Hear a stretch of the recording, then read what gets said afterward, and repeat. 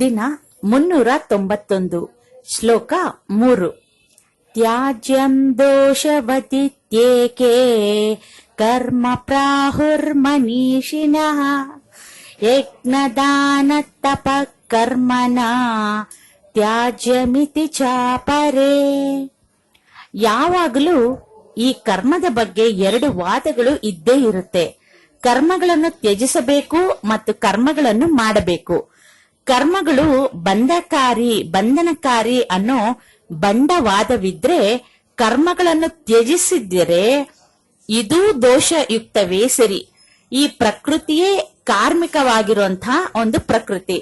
ಕರ್ಮಗಳಿಲ್ಲದಿದ್ರೆ ಈ ಪ್ರಕೃತಿಗೆ ಆಧಾರವೇ ಇಲ್ಲ. ಆದ್ರಿಂದ ಅವರವರ ಧರ್ಮ, ಅವರವರ ಬಾಧ್ಯತೆಗಳನ್ನು ಅನುಗುಣವಾಗಿ ಕರ್ಮಗಳನ್ನು ಮಾಡಲೇಬೇಕು. ಇದು ಅವನ ಕರ್ತವ್ಯ. ಒಂದೇ ಒಂದು ಕ್ಷಣಕಾಲವು ಕರ್ಮಗಳನ್ನು ತೊರೆದು ಇರೋದಕ್ಕೆ ಆಗೋದಿಲ್ಲ ಅಂತ ಶ್ರೀಕೃಷ್ಣ ಪರಮಾತ್ಮ ಇದೇ ಭಗವದ್ಗೀತೆಯಲ್ಲಿ ಹೇಳಿದ್ದಾನೆ. ನಿರಂತರ ಕರ್ಮದಲ್ಲಿ ತೊಡಗಿರುವ ಈ ಕಾರ್ಮಿಕ ಪ್ರಕೃತಿಯ ಅವಿಭಾಜ್ಯ ಅಂಗವಾಗಿರುವಂತಹ ಮನುಷ್ಯ ಕರ್ಮಗಳನ್ನು ತ್ಯಜಿಸಲೇಬಾರದು.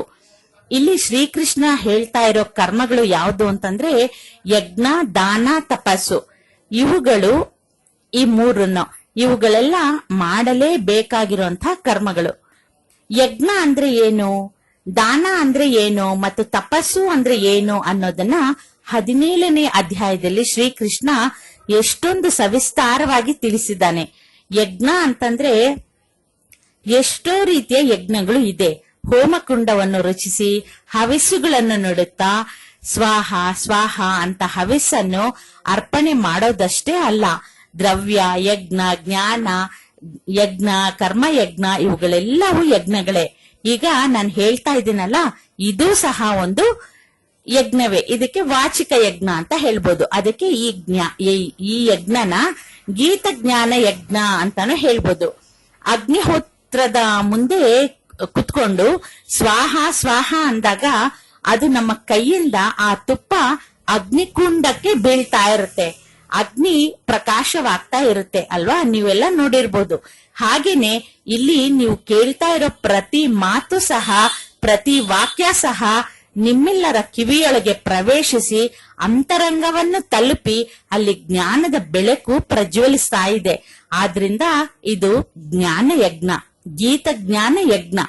ಮಾಡೋ ಪ್ರತಿಯೊಂದು ಕೆಲಸವು ಈಶ್ವರಾರ್ಪಣ ಬುದ್ಧಿಯಿಂದ ಮಾಡಿದಾಗ ಮಾಡಿದ ಕೆಲಸಗಳೆಲ್ಲವೂ ಯಜ್ಞವೇ ಆಗಿಬಿಡುತ್ತೆ. ಯಜ್ಞೋ ದಾನ ತಪಃ ಅಂತ.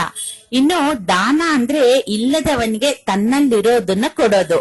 ಯಾರಾದ್ರೂ ಹಸಿವಿನಿಂದ ಇದ್ದಾಗ, ಅವರು ಆಹಾರವನ್ನು ಬೇಡಿದಾಗ ಅಥವಾ ಬೇಡದಿದ್ರೂ ಸಹ 2ನೆಯ ಮಾತೇ ಇಲ್ಲದೆ ಅವನಿಗೆ ಊಟ ನೀಡೋದು, ನಮ್ಮ ಪಾಲಿನ ಅನ್ನವನ್ನೂ ಆತನಿಗೆ ನೀಡಿ ನೀರು ಕೊಟ್ಟು ಉಪಚರಿಸಿದಾಗ ಆ ಆನಂದ ಇದೆಯಲ್ಲ, ಅದು ವರ್ಣನಾತೀತ. ಹಸಿದವನು ಹೊಟ್ಟೆ ತುಂಬಾ ಉಂಡು ಅನುಭವಿಸಿದ ಆನಂದಕ್ಕಿಂತಲೂ ನೀಡಿದ ನಮಗೆ ಅದಕ್ಕಿಂತ 10 ಪಟ್ಟು ಆನಂದ ದೊರೆಯುತ್ತೆ. ನಮಗೆ ಇನ್ನು ಆ ದಿನವೆಲ್ಲ ಹಸಿವೇನೇ ಆಗಲ್ಲ. ಆ ಸಂತೋಷವೇ ಹೊಟ್ಟೆ ತುಂಬ ಹೋಗ್ಬಿಟ್ಟಿರುತ್ತೆ. ದಾನ ಅಂದ್ರೆ ಇದೇ ನಿಜವಾದ ದಾನ. ನಾನು ತಿನ್ನದಿದ್ರೂ ಪರವಾಗಿಲ್ಲ, ಹಸಿದವನಿಗೆ ಹೊಟ್ಟೆ ತುಂಬಾ ನೀಡಿದಿನಲ್ಲ ಅನ್ನೋದು ಅದೇ ಒಂದು ತೃಪ್ತಿದಾಯಕ. ಇನ್ನು ತಪಸ್ಸು ಅಂದ್ರೆ ಅದು 3 ವಿಧ: ಶಾರೀರಿಕ ತಪಸ್ಸು, ವಾಚಿಕ ತಪಸ್ಸು ಮತ್ತೆ ಮಾನಸಿಕ ತಪಸ್ಸು. ಈ ತಪಸ್ಸನ್ನು ಕುರಿತು 17ನೇ ಅಧ್ಯಾಯದಲ್ಲಿಯೂ ಶ್ರೀಕೃಷ್ಣನು ಹೇಳಿದಾನಲ್ಲ, ಅದೇನು ಅಂತಂದ್ರೆ ದೇವದ್ವಿಜ ಗುರು ಪ್ರಾಜ್ಞ ಪೂಜನಂ, ಶೌಚ ಮಾರ್ಜವಂ, ಬ್ರಹ್ಮಚರ್ಯ ಮಹಿಂಸಾಚರ ಶಾರೀರಂ ತಪ ಉಚ್ಯತೆ ಅಂತ. ಹೀಗೆ ವಾಗ್ಮಯ ತಪಸ್ಸು, ಶಾರೀರಿಕ ತಪಸ್ಸು ಮತ್ತು ಮಾನಸಿಕ ತಪಸ್ಸುಗಳು ಬಗ್ಗೆ ಹೇಳಿದಾನೆ ಶ್ರೀಕೃಷ್ಣ ಪರಮಾತ್ಮ. ಇನ್ನು ಶ್ಲೋಕ 4. ನಿಶ್ಚಯಂ ಶೃಣು ಮೇ ತತ್ರ ತ್ಯಾಗ ಭರತ ಸತ್ತಮ, ತ್ಯಾಗೋ ಹಿ ಪುರುಷ ವ್ಯಾಘ್ರ ತ್ರಿವಿಧಃ ಸಂಪ್ರಕೀರ್ತಿತಃ. ಇಲ್ಲಿ ಶ್ರೀಕೃಷ್ಣನು ತ್ಯಾಗವನ್ನು ಕುರಿತು ಹೇಳ್ತಾ ಇದ್ದಾನೆ. ತ್ಯಾಗ ಅನ್ನೋದು ಅತಿ ಒಂದು ದೊಡ್ಡ ಗುಣ, ಅದೊಂದು ದೊಡ್ಡ ಲಕ್ಷಣ. ಈ ತ್ಯಾಗಗಳಲ್ಲಿಯೂ 3 ವಿಧಗಳು ಇದೆ. ಮೊದಲನೆಯದು ಸಾತ್ವಿಕ, ಸಾತ್ವಿಕ ದಾನ ಅಂತಂದ್ರೆ ನಾನೇ ಕಷ್ಟಪಟ್ಟು ಸಂಪಾದಿಸೋದು ಆಗಿರ್ಬೇಕು. ನಾನೇನು ದಾನ ಮಾಡ್ತೀನೋ ಅದು ನನ್ನ ಸ್ವಂತ ಸಂಪಾದನೆ ಆಗಿದ್ರೆ ಅದು ಸಾತ್ವಿಕ ದಾನ ಅಂತ ಹೇಳ್ತಾರೆ. ಅಪ್ಪನ ಸಂಪಾದನೆಯೋ ಅಮ್ಮನ ಸಂಪಾದಿಸಿದ್ದೋ ದಾನ ಮಾಡೋದು ಸಾತ್ವಿಕವಾಗಿರೋದಲ್ಲ ಮತ್ತು ಉತ್ತಮ ದಾನನೂ ಅಲ್ಲ. ಇನ್ನು ಮಧ್ಯಮ ದಾನ ಅಂತಾನು ಹೇಳ್ತಾರೆ, ಅದು ಪಿತ್ರಾರ್ಜಿತ. ಶಾಸ್ತ್ರಗಳಲ್ಲಿಯೂ ಇದನ್ನೇ ಹೇಳಿದ್ದಾರೆ. ಈ ಶಾಸ್ತ್ರಗಳಲ್ಲಿ ಇರೋ ಹಾಗೆ ನಡೆಯೋದು, ಅದರಲ್ಲಿ ಯಾವ ಅನುಮಾನನೂ ಇಲ್ಲ ಮತ್ತು ಉತ್ತಮವೂ ಹೌದು. ಈ ನಮ್ಮ ಕಟ್ಟಳೆಯಲ್ಲಿ ಅಂದ್ರೆ ನಮ್ಮ ಶಾಸಕಾಂಗಗಳಲ್ಲಿ ಯಾವ ರೀತಿ ಒಬ್ಬ ಅಪರಾಧಿಗೆ ಶಿಕ್ಷೆ ಇರುತ್ತೋ ಅದೇ ರೀತಿ ಈ ಶಾಸ್ತ್ರಗಳಲ್ಲೂ ಇರುತ್ತೆ. ಯಾವ ರೀತಿ ಅಪರಾಧ ಮಾಡಿದ್ರೆ ಯಾವ ರೀತಿ ಶಿಕ್ಷೆ ಅಂತ ಎಷ್ಟೊಂದು ಸೆಕ್ಷನ್ಗಳಿರುತ್ತೆ ನೋಡಿ. ಕೋರ್ಟ್ಗಳಲ್ಲಿ ಹೋದ್ರೆ ಸೆಕ್ಷನ್ ಗಳ ನಂಬರ್ ಹೇಳ್ಬಿಟ್ಟು ಈ ಸೆಕ್ಷನ್ಗೆ ಇಂಥದ್ದು, ಈ ಸೆಕ್ಷನ್ಗೆ ಇಂಥದ್ದು ಅಂತ ಹೇಳ್ತಾರಲ್ಲ, ಅದೇ ರೀತಿ ನಮ್ಮ ಶಾಸ್ತ್ರಗಳಲ್ಲೂ ಖಂಡಿತ ಇದೆ. ಇದನ್ನೆಲ್ಲ ಯೂನಿವರ್ಸಲ್ ಲಾ ಅಂತಾನು ಹೇಳ್ತಾರೆ. ಅದೇ ರೀತಿನೇ ನಮ್ಮ ವಿಧಿ ವಿಧಾನದಲ್ಲೂ ಇರುತ್ತೆ. ಆದ್ರೆ ಇಲ್ಲಿ ಯಾವ ವಕೀಲನು ಬೇಡ, ಜಡ್ಜನು ಬೇಡ, ನಮ್ಮ ಅಂತರಾತ್ಮವೇ ಎಲ್ಲಾನು, ಅಂದ್ರೆ ಆ ಭಗವಂತನೇ ಎಲ್ಲಾನು. ನಾನೇ ಸಂಪಾದಿಸಿದ ಹಣವನ್ನು ಇನ್ನೇನಾದ್ರೂ ಸರಿಯೇ ದಾನ ಮಾಡಿದ್ರೆ ಅದು ಉತ್ತಮ ದಾನ. ಪಿತ್ರಾರ್ಜಿತವಾಗಿರುವಂತಹದನ್ನ ದಾನ ಮಾಡಿದ್ರೆ ಅದು ಅಧಮ. ಅಣ್ಣ ತಮ್ಮಿಂದ್ರ ಸಂಪಾದನೆಯನ್ನೋ ಅಕ್ಕ ತಂಗಿಯರ ಸಂಪಾದನೆಯನ್ನೋ ದಾನ ಮಾಡಿದ್ರೆ ಅದು ಅಧಮ. ಇನ್ನೂ ಒಂದಿದೆ, ಅದೇನು ಅಂತಂದ್ರೆ ಅಧಮಾಧಮ ಅಂತಂದ್ರೆ ಹೆಂಡತಿ ತಗೊಂಡ್ ಬಂದಿರುವಂತ ಹಣ ಆಗ್ಲಿ ಒಡವೆ ಆಗ್ಲಿ ದಾನ ಮಾಡೋದು ಮತ್ತು ಪ್ರಜೆಗಳ ದುಡ್ಡನ್ನು ಆಸ್ತಿಯನ್ನು ಅನುಭವಿಸುವುದು ಅಧಮಾಧಮ ದಾನವೇ. ಇದೇ ಅಧಮಾಧಮ ದಾನ. ಇಂತಹ ಸ್ವಾರ್ಥದಿಂದ ಪಡೆದ ದಾನ ಅವನಲ್ಲಿ ಉಳಿಯೋದೇ ಇಲ್ಲ. ಈ ಮೂಲವೇ ನಷ್ಟವಾಗಿ ಬಿಡುತ್ತೆ. ತನ್ನ ಸಂಪಾದನೆಯನ್ನು ತ್ಯಾಗ ಮಾಡುವುದೇ ನಿಜವಾದ ತ್ಯಾಗ. ಇದಕ್ಕೆ ಮಹಾಭಾರತದ ಒಂದು ಪ್ರಸಂಗ ಇಲ್ಲಿ ನಾವು ನೆನೆಸ್ಕೊಳ್ಬಹುದು. ಅದೇನು ಅಂತಂದ್ರೆ, ಕರ್ಣ ಒಂದ್ಸರ್ತಿ ಸಾಯ್ತಾ ಇರೋ ಸಮಯದಲ್ಲಿ ಕೊನೆ ಗಳಿಗೆ ಸಮೀಪ ಆಗಿರುತ್ತೆ. ಅರ್ಜುನನ್ಗೆ ಕರ್ಣ ಸಾಯುತ್ತಿರುವುದೇ ಒಂದು ದೊಡ್ಡ ಸಮಾಧಾನ, ಸದ್ಯ ಸತ್ತನಲ್ಲ ಅಂತ.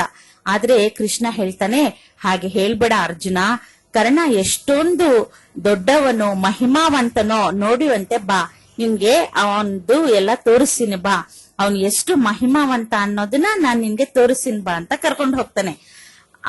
ಮಾರುವೇಷದಲ್ಲಿ ಸಾಮಾನ್ಯ ಪ್ರಜೆಗಳಂತೆ ವೇಷ ಧರಿಸ್ಬಿಟ್ಟು ಅಲ್ಲಿಗೆ ಹೋಗ್ತಾರೆ. ಇನ್ನೇನು ಸಾಯ್ತಾ ಇರೋ ಸಮಯದಲ್ಲಿ ಕರ್ಣನ ಹತ್ರ ದಾನ ಬೇಡ್ತಾರೆ. ಕರ್ಣ ತನ್ನಲ್ಲಿರೋ ಯಾವುದೇ ಆಭರಣವನ್ನು, ಯಾವುದೋ ಒಂದು ಆಭರಣನ ತಕ್ಷಣನೇ ಎಡಗೈಯಿಂದ ಕೊಡ್ತಾನೆ. ಯಾಕೆ ಅಂತಂದ್ರೆ ಬಲಗೈಯಲ್ಲಿ ಅಷ್ಟೊಂದು ಕೈ ಎತ್ತೋಷ್ಟು ಅವನ್ಗೆ ಶಕ್ತಿ ಇರೋದಿಲ್ಲ, ತ್ರಾಣ ಇರೋದಿಲ್ಲ. ಕೃಷ್ಣ, ಏನಯ್ಯ ಕರ್ಣ, ಎಲ್ಲವನ್ನು ತಿಳಿದವನು ನೀನು, ಎಡಗೈಲಿ ದಾನ ಮಾಡ್ತಾ ಇದೆಯಲ್ಲ ಅಂತ ಕೇಳ್ತಾನೆ ಕೃಷ್ಣ. ಇದರಿಂದ ನಿನ್ಗೆ ಸ್ವರ್ಗ ಸಿಗೋದಿಲ್ಲ, ಬಲಗೈಯಿಂದ ದಾನ ಮಾಡು ಅಂತ ಆದೇಶಿಸ್ತಾನೆ ಕೃಷ್ಣ. ಅದಕ್ಕೆ ಕರ್ಣನ ಉತ್ತರ ಏನ್ ಕೊಡ್ತಾನೆ ಗೊತ್ತಾ? ಸ್ವರ್ಗದ ಆಸೆಯಿಂದಲೋ ಅಥವಾ ಇನ್ಯಾವುದೋ ಆಸೆಯಿಂದಲೋ ನಾನು ದಾನ ಮಾಡ್ತಾ ಇಲ್ಲ ಕೃಷ್ಣ, ನಿನಗೆ ಅಗತ್ಯ ಇದೆ ಅಂತ ನಾನು ದಾನ ಮಾಡ್ತಾ ಇದ್ದೀನಿ ಅಂತ ಹೇಳ್ತಾನೆ. ನೋಡಿ, ಇದ್ರಲ್ಲಿ ಎಷ್ಟೊಂದು ಒಂದು ಅರ್ಥ ನಾವು ನೋಡ್ಬೋದು ಅಲ್ವಾ? ಆದ್ರಿಂದ ಶ್ರೀಕೃಷ್ಣ ಇಲ್ಲಿ ಹೇಳ್ತಾನೆ, ತ್ಯಾಗೋ ಹಿ ಪುರುಷ ವ್ಯಾಘ್ರ ತ್ರಿವಿಧ ಸಂಪ್ರಕೀರ್ತಿತ ಅಂತ ಹೇಳ್ತಾನೆ. ತ್ಯಾಗ ಅಂತಂದ್ರೆ ಏನು ಅನ್ನೋದನ್ನ ಅರ್ಜುನನ್ಗೆ ಇಲ್ಲಿ ತಿಳಿಸೋದಿಕ್ಕೆ ಬಯಸ್ತಾ ಇದ್ದಾನೆ. ಇನ್ನು ನಾಳೆ ಮುಂದುವರಿಸಿನಿ. ನಮಸ್ಕಾರ. ಹರಿ ಓಂ.